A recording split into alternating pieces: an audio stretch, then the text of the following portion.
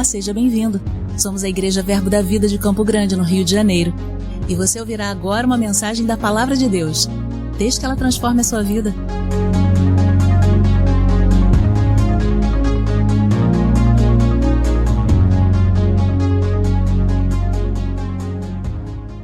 Graça e paz, meus irmãos. Mais um domingo onde nós vamos rever alguns fundamentos que nos sustentam, que nos permitem crescer e avançar em direção àquilo que o Senhor tem proposto para nós nesse tempo como igreja, amém?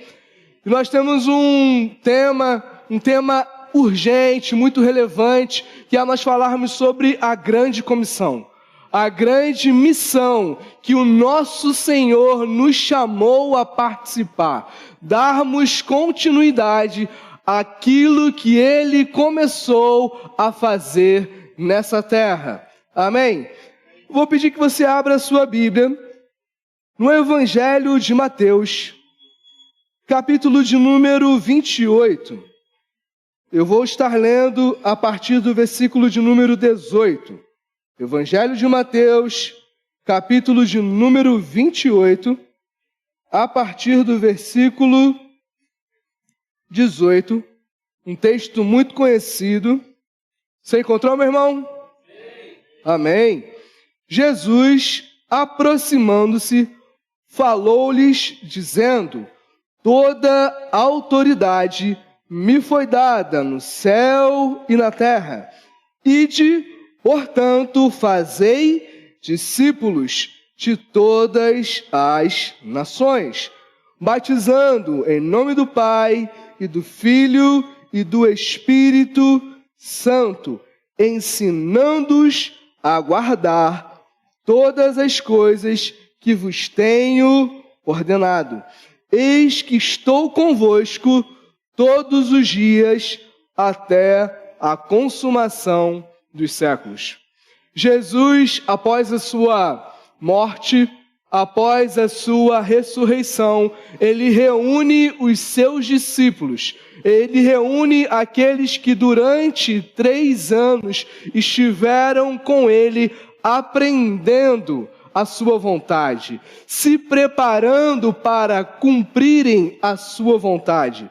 Nesse texto, Jesus ele está comissionando aos seus discípulos, dando uma missão aos seus discípulos, dando uma missão a mim e a você. Ele faz 3 coisas aqui. Primeiro, ele fortalece a nossa fé, afirmando quem ele é, afirmando a sua condição, a sua posição como aquele que tem toda a autoridade nos céus e na terra. E, portanto, com base nisso, ele nos dá uma missão: fazermos discípulos de todas as nações. E a maneira como nós cumprimos essa missão? Batizando e ensinando. E no final ele faz uma promessa de que nós não estaríamos sozinhos, mas que se nós continuássemos a sua missão, ele estaria conosco todos os dias, nos consolando, nos fortalecendo, nos guiando. Nós não fazemos a missão que ele nos confiou sozinhos. Nós fazemos a nossa missão na companhia do nosso Senhor. Então, em primeiro lugar, no versículo de número 18, ele faz uma afirmação sobre a sua autoridade. Ele não é apenas o Cristo que morreu na cruz, ele é o Cristo que ressuscitou ao 3º dia. É o Cristo que a si mesmo humilhou e que foi agora exaltado pelo Pai. Aquele que tem um nome sobre todo nome, não somente no presente século, mas no século vindouro. Ele é aquele que tem autoridade, aquele que venceu a morte, o inferno, o diabo e os pecados. Ele é aquele que triunfou. E nesse lugar de autoridade, nesse lugar de soberania, ele diz que recebeu uma medida de autoridade do Pai. Qual? Toda. Não existe nada neste mundo, nada que nós vemos ou mesmo as coisas invisíveis que não estejam debaixo da autoridade daquele que nos enviou, daquele que nos comissionou. E ele fala da abrangência dessa autoridade. Toda a autoridade nos céus e na terra. Cristo recebeu, queridos, um nome sobre todo nome. E Ele está nos enviando a reivindicar aquilo que pertence a Ele, aquilo que é dele por direito. A palavra fala que Cristo, como o Filho de Deus, a Ele foi feita uma promessa: receber as nações como a sua herança. Eu e você somos um instrumento da reivindicação do nosso Senhor, porque com o seu sangue Ele comprou homens de toda tribo, língua, povo e nação. E como a sua herança vai chegar até Ele? Através de mim e de você. Através da nossa fidelidade ao chamado, à missão que Ele nos confiou. Segundo lugar, ele fala sobre a sua autoridade, que nos enche de ousadia, que nos enche de confiança. Mas essa autoridade foi confiada a Ele com um propósito. Deus coloca Cristo nessa posição para que nele céus e terra possam novamente estar reconciliados. Convergir na pessoa de Cristo, céus e terra. Então, portanto, é o que o texto diz, Ele tem um instrumento para realizar esse propósito. A sua igreja, os seus discípulos. Então Ele nos dá uma missão. Que missão é essa? Fazermos discípulos de todas as nações.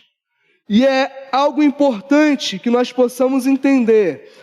A tradução da Bíblia nem sempre ela favorece, queridos, a vontade de Deus. Muitas das vezes uma tradução é uma interpretação, amém? Você está com a sua Bíblia aí aberta na NVI? Ou na Almeida Revista Atualizada? A maioria na Almeida, amém? E na Almeida o texto diz o seguinte: ide, fazei discípulos. Então geralmente a gente acha que a nossa missão se resume a uma tarefa: levar o Evangelho, levar as boas novas. Eu digo que sim, nós recebemos o ministério da reconciliação, mas não se resume a anunciarmos boas novas, a anunciarmos a salvação. Deus deseja que nós possamos fazer discípulos. Anunciar o Evangelho é uma etapa, é só o começo de um processo, no processo de discipular as nações. Então, uma interpretação correta vai fazer com que a gente possa avaliar a nossa fidelidade ao chamado de uma maneira que agrade ao nosso Senhor. Amém? O que eu quero dizer com isso? Se a gente pensar no nosso chamado, na nossa missão, apenas em números, apenas em um avanço geográfico, no Evangelho alcançando nações, a gente pode cair em um erro de acreditar que multidões são a mesma coisa que discípulos. A Bíblia é bem clara em fazer uma separação. Multidões são uma coisa, pessoas que são atraídas a Cristo por aquilo que Ele pode dar. Discípulos são pessoas que estão comprometidas em servir ao seu Senhor para que a vontade dele alcance as multidões. Existe uma projeção no Brasil que antes de 2030, a maioria dos evangélicos, os evangélicos, melhor dizendo, serão a maioria no Brasil. Se os discípulos são a mesma coisa que multidão, você concorda comigo que a gente teria vivendo algo semelhante ao reino de Deus na nossa nação?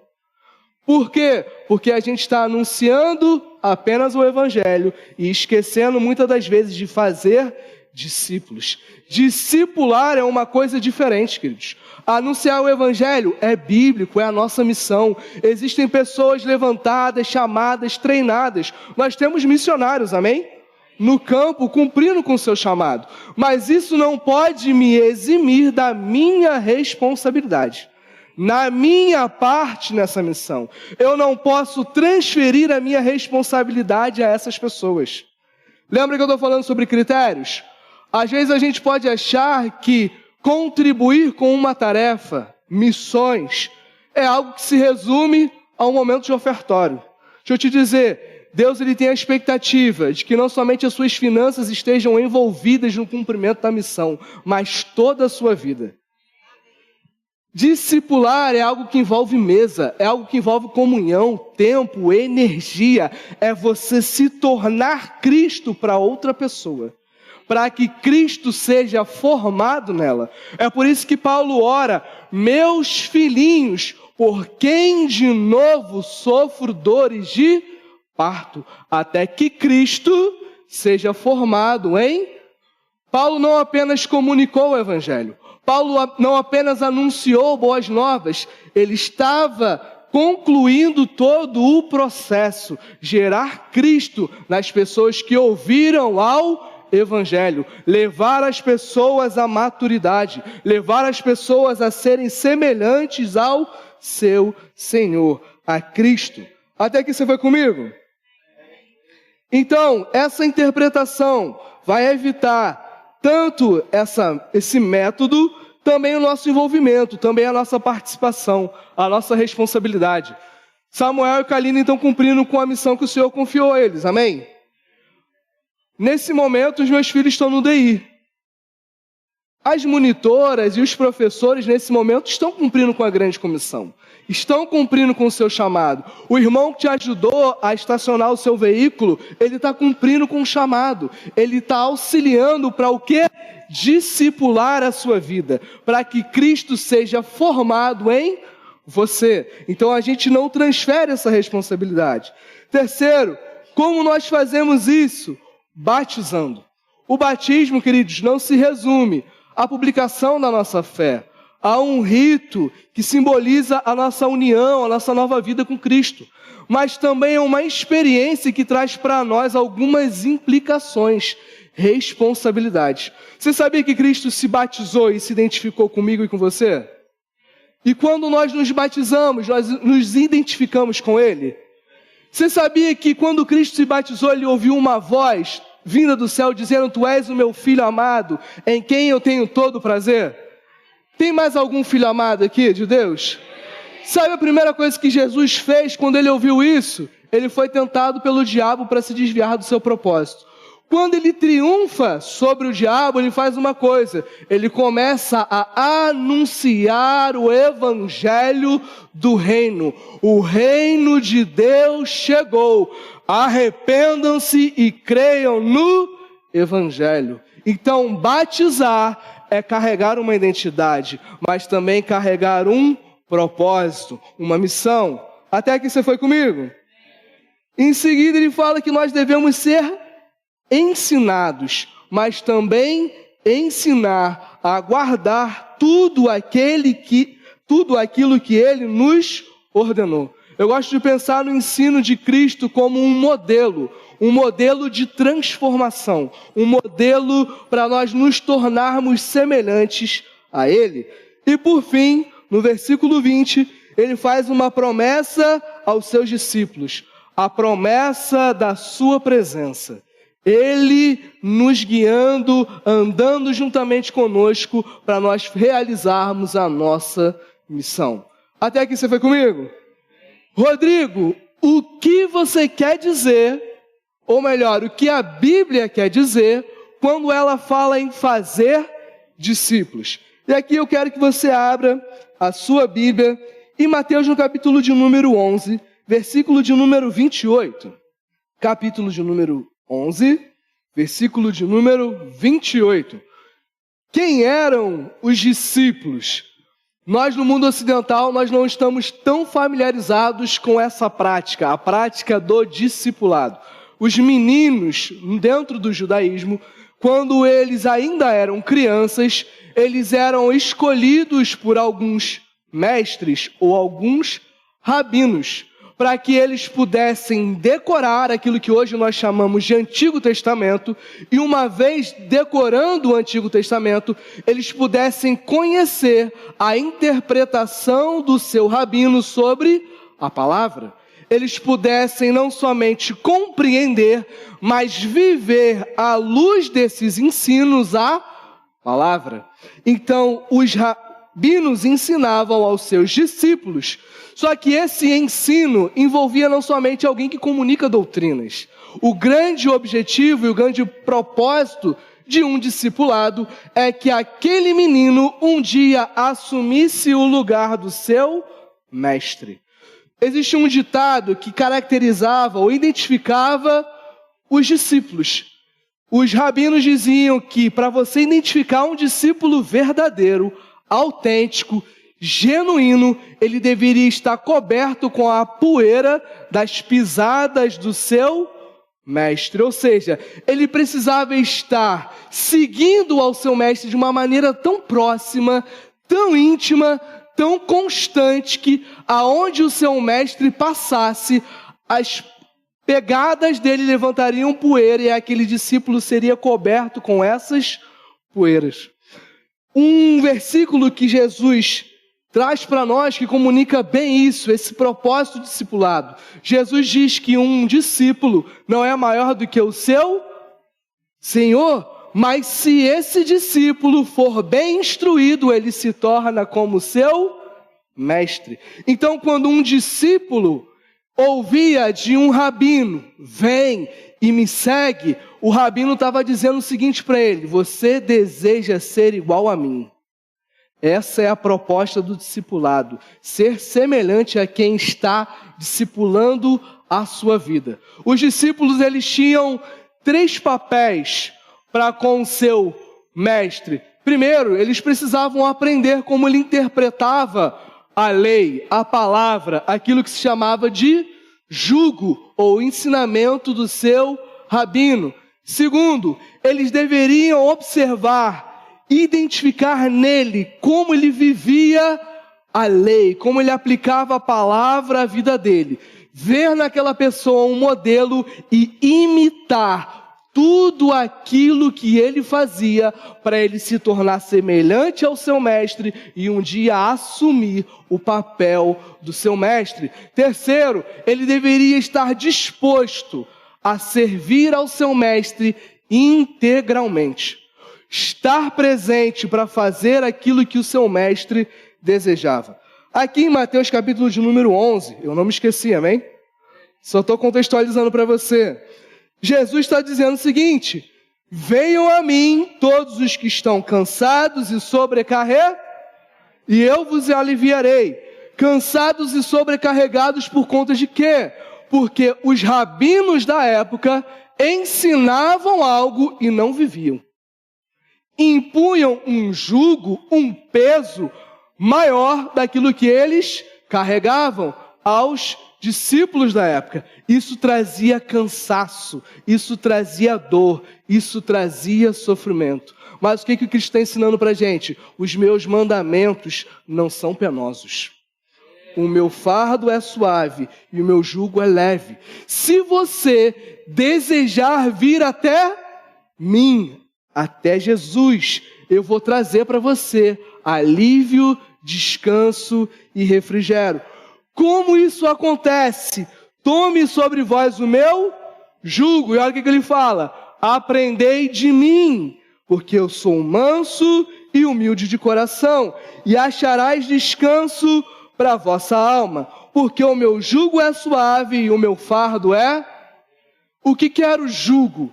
Jugo era um instrumento de madeira que era colocado sobre animais, geralmente bois, animais de tração.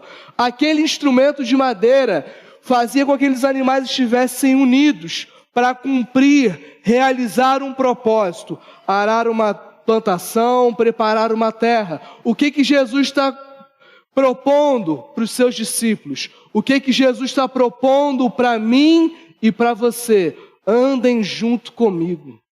Estejam ao meu lado para cumprir o meu propósito.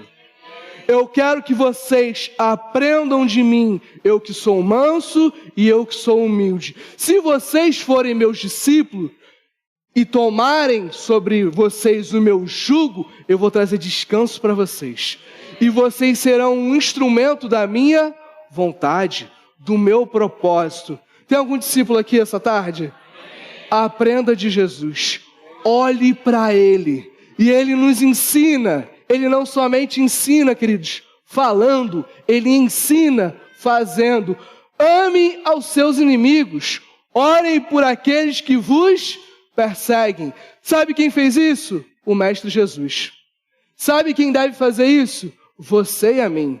Deixa eu dar um exemplo para vocês. Amarra a toalha na cintura, pega uma bacia com água e lavem os pés uns dos outros. Sirvam uns aos outros. Jesus está trazendo uma doutrina? Não, um exemplo, porque o Mestre nos ensina através da sua vida. O Mestre Jesus não quer discípulos apenas cheios de doutrinas, de versículos decorados. Ele quer pessoas que vivam, que amem de verdade, em palavra e em ação, as pessoas que Ele ama. Esse é o chamado do nosso Mestre. Então nós devemos aprender dele. Amém? Até que você foi comigo. Segundo, nós precisamos seguir o seu exemplo, o seu modelo. Lucas, no capítulo de número 9, a partir do versículo 22. Lucas 9, versículo de número 22. Você encontrou?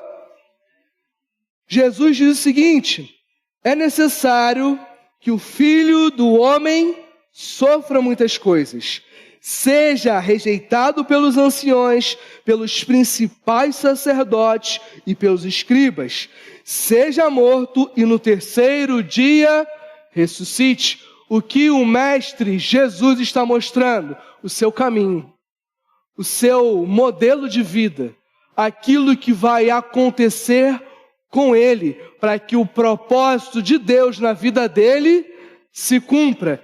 Em seguida, ele fala algo para os seus discípulos. Versículo 23.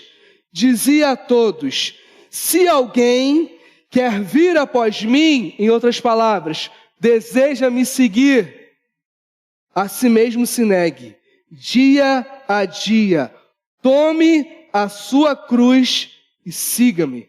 Porque quem quiser salvar a sua vida, perdê-la-á.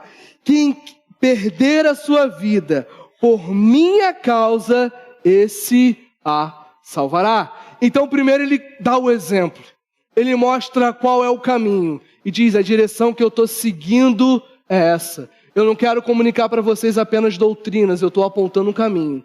Quer me seguir? Eu vou ser rejeitado pelos escribas, pelos sacerdotes. Eu vou ser morto numa cruz e eu vou ressuscitar ao terceiro dia. Quer me seguir? Primeiro, negue a você mesmo. Pedro negou a Jesus, porque ele amou mais a sua vida do que o seu mestre. O que Jesus está propondo para nós? Ame mais a mim do que a sua própria vida. Ame mais a mim do que a você. Queira fazer mais a minha vontade do que a sua. Isso é negar a si mesmo. O que é tomar a minha cruz? É morrer para mim mesmo. É morrer para o meu eu. É morrer para os meus projetos de vida. É viver para Ele, aquele que por mim morreu. O que é ressuscitar? É andar em novidade de vida. É viver a vida que Ele deseja. E Ele diz: olha, o discipulado vai colocar diante de vocês 2 caminhos. Não 3, não 4. Ou vocês se prendem à vida de vocês, tentando salvar a sua vida, e vocês vão perdê-la. Ou vocês entregam a sua vida, vocês perdem a sua vida por minha causa, e vocês vão salvar a vida de vocês. Queridos, existe uma vida que vale a pena ser vivida, deixa eu dizer, é a vida onde Jesus vai na frente. te guiando, te direcionando, te mostrando qual é o caminho. Uma vida de entrega, amor e obediência ao Pai. Porque esse é o modelo, esse é o exemplo. Eu, como Jesus, preciso ter Cristo à minha frente. Nunca o meu mestre atrás de mim, o meu mestre sempre à minha frente. Não existe mais como, não existe mais quando, não existe mais o que. Existe Senhor, qual é a sua vontade? O que o Senhor deseja fazer? Se você, queridos, tentar viver a sua vida, os seus projetos, os seus sonhos, talvez, só talvez, você seja feliz. Mas deixa eu te dizer, se você desejar viver aquilo que o Senhor tem para você, não vai haver vida mais plena, mais completa do que a vida ao lado de Jesus, do nosso Senhor. Então a gente aprende de Jesus, a gente segue o modelo de Jesus e a gente também serve a Jesus, amém? Terceiro, Mateus capítulo de número 9, versículos 35 ao 38. Mateus capítulo de número 9, a partir do versículo 35. Você está comigo?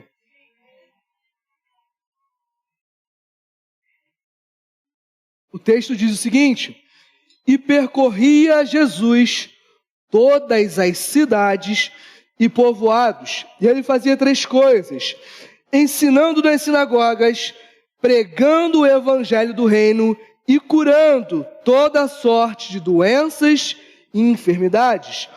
Vendo ele as multidões, se compadeceu delas, porque estavam aflitas e exaustas, como ovelhas que não têm pastor. Então ele se dirige a quem?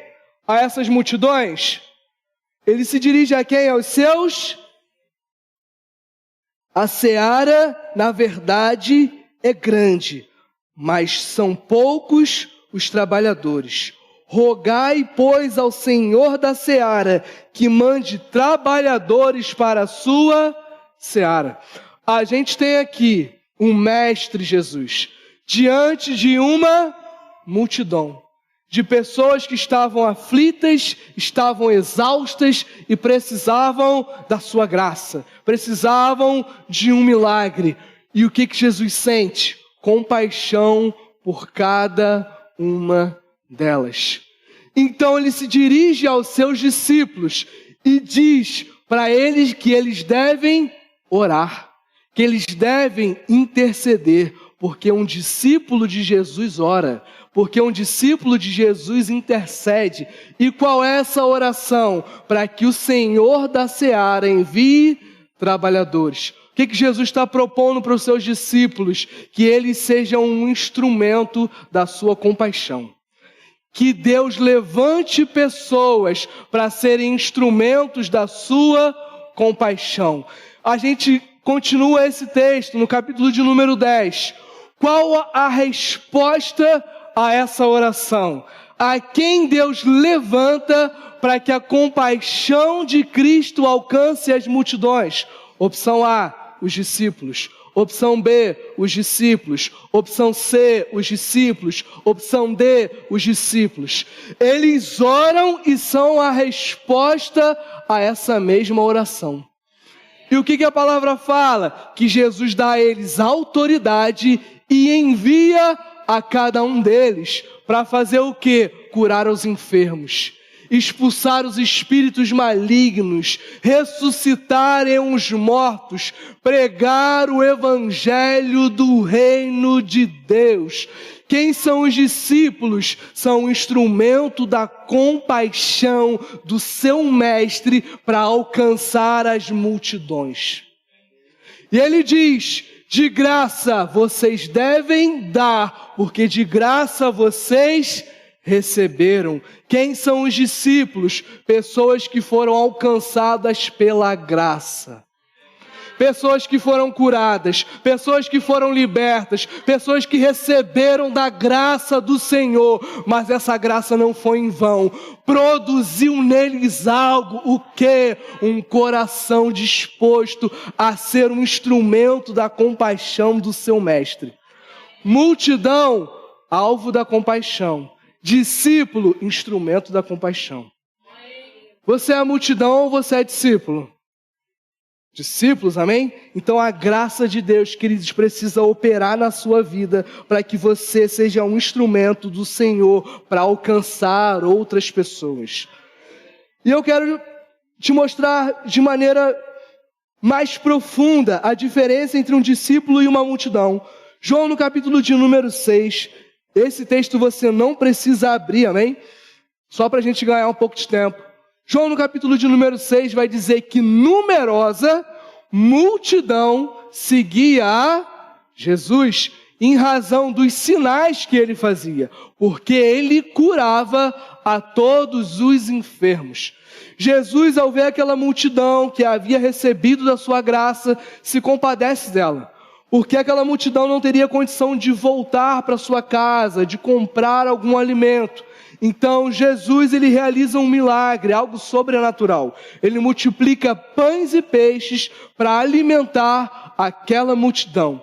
Qual é o instrumento do milagre? Os seus discípulos. É eles que distribuem aquele milagre. É através deles que a graça, a compaixão do Mestre Jesus alcança a multidão. Mas em seguida, Jesus percebe que aquela multidão queria torná-lo rei, queria fazer com que ele fosse o governante sobre a vida deles. Jesus percebe essa intenção e o que ele faz? Ele se retira. Aquela multidão não satisfeita, ela vai até Jesus, mas Jesus diz: vocês vieram até mim por conta dos sinais que eu fiz. Vocês vieram até mim porque eu dei pão, eu alimentei a cada um de vocês. O que Jesus está fazendo? O único interesse que vocês têm em mim é que eu seja o salvador de vocês. Eles queriam aquilo que Jesus podia oferecer, mas não queriam ouvir aquilo que Jesus tinha para falar. A diferença é que a multidão quer Cristo como Salvador, os discípulos têm a Cristo como Senhor das suas vidas. Multidão, para vocês eu tenho uma coisa: façam o seguinte, comam da minha carne, bebam do meu sangue, permaneçam em mim. Lembra do jugo? Comunhão, comprometimento, obediência, fidelidade. Discípulo está comprometido integralmente com o seu Senhor. Quando a expectativa daquela multidão é frustrada, o que eles fazem? Vão embora. Jesus, não satisfeito, diz uma coisa para os seus discípulos: e vocês também não vão? E Pedro responde: Senhor, para quem iremos nós, se só você tem as palavras de vida eterna? Diferença da multidão para os discípulos: multidão quer Cristo como Salvador. Discípulos têm a Cristo como Senhor e são um instrumento da vontade dele. Veem nele a vida eterna, conhecem nele a sua salvação. Entendem que mesmo quando ele quebra as expectativas, quando ele fala aquilo que nós não queremos ouvir, mas precisamos ouvir, ele permanece sendo meu Senhor. Não é alguém que eu manipulo, não é alguém que eu direciono, não é alguém que eu uso, é alguém que me usa. Essa é a principal diferença entre a multidão e os discípulos. Os discípulos estão ali para fazer a vontade do seu Senhor. A multidão quer apenas aquilo que Cristo tem a oferecer. Então, para a gente resumir, o que são de fato discípulos? O que significa fazer discípulos? É você ser semelhante a Jesus.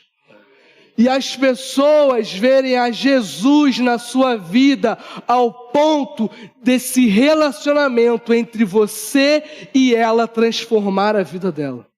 É primeiro você estar seguindo a Jesus. Então você perguntar a ela, você quer seguir na mesma direção?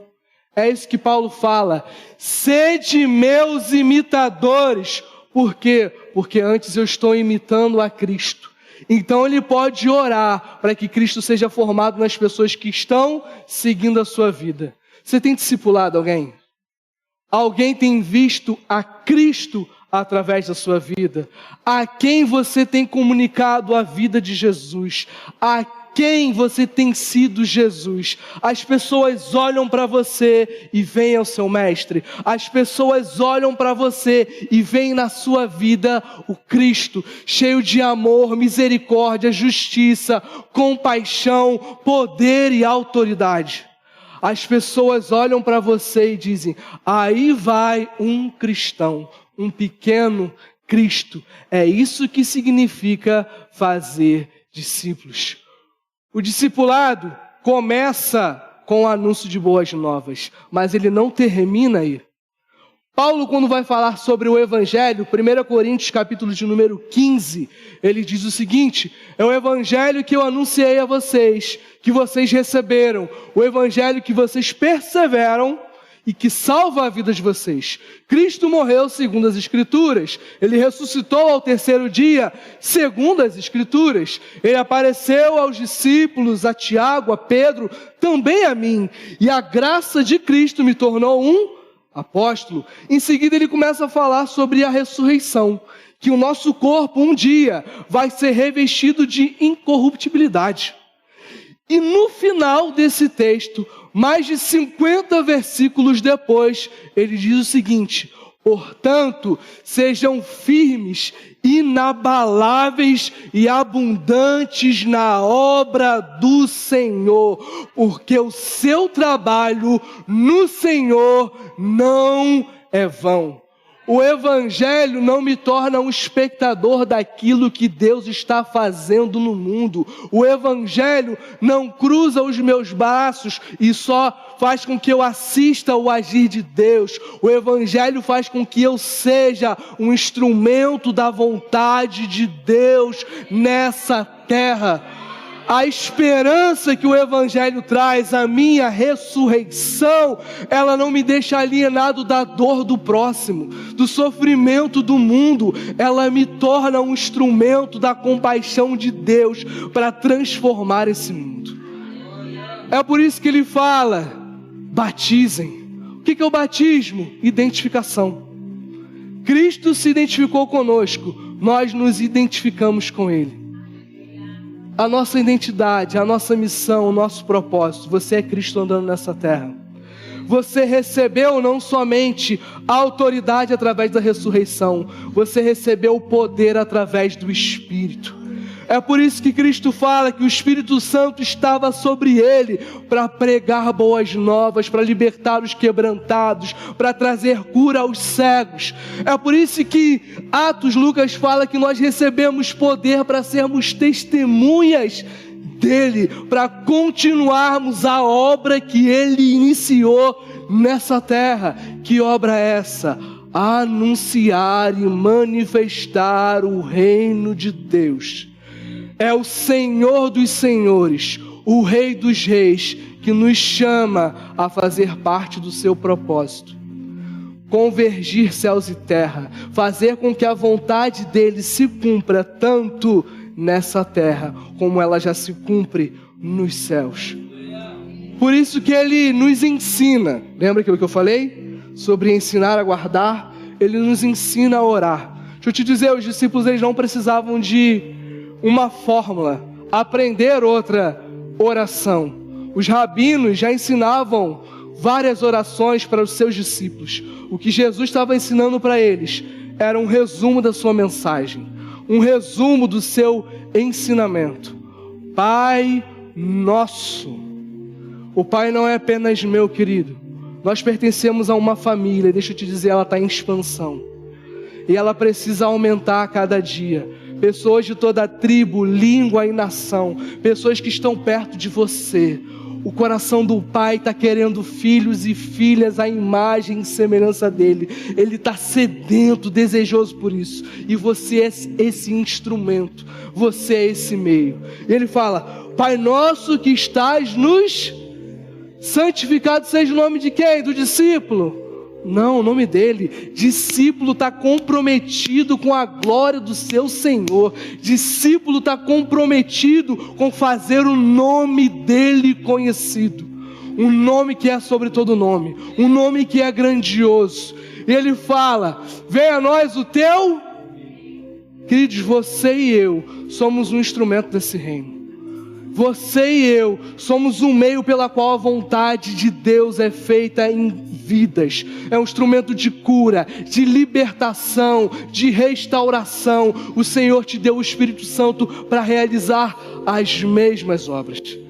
E Ele diz: seja feita a tua vontade. A tua vontade que é plena nos céus, mas também precisa ser feito nessa terra. Deixa eu te dizer quem Ele vai usar: você e a mim. Eu vou pedir que você se coloque de pé. O Senhor, Ele nos chama a fazer parte, não de uma nova missão, mas de uma missão que Ele já começou, de algo que Ele já iniciou. Nós somos chamados a continuar algo. Como nós fazemos isso? Fazendo discípulos, caminhando junto com Ele. Primeiro sendo um discípulo, para então tornar outras pessoas como Cristo. E a gente faz isso se identificando com Ele dia após dia, sendo diferente de quem você é hoje e mais parecido com Jesus, aprendendo aquilo que Ele tem para te ensinar nos evangelhos. Não uma fórmula, mas uma maneira de transformar o seu coração, de transformar um povo, uma multidão em discípulos comprometidos com o seu reino, em fazer a sua vontade. Mas existe uma promessa de que essa missão, nesse caminho, nós não estaremos sozinhos. De que Ele, o nosso Senhor, aquele que venceu a morte, aquele que venceu o pecado, aquele que triunfou sobre tudo, estará conosco. Nós não estamos sozinhos. Deixa eu te dizer, aonde Cristo estaria hoje? No meio dos enlutados, no meio dos enfermos, no meio dos aflitos, no meio dos oprimidos. É lá que você tem que estar, porque se você estiver lá, Cristo está lá através de você. Cristo está lá através da sua vida. Cristo vai se manifestar através de você. Essa presença precisa nos conduzir. Essa presença precisa nos guiar. Como? Com Ele à minha frente e nunca atrás de mim, em amor e obediência ao meu Mestre.